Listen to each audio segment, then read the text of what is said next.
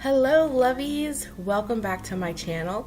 Today you're going to join me for a walkthrough of my local DT Dollar Tree, where I'm going to show you things that usually come out every Valentine and spring. I did find some new things and I will kind of like page mark them as we go through.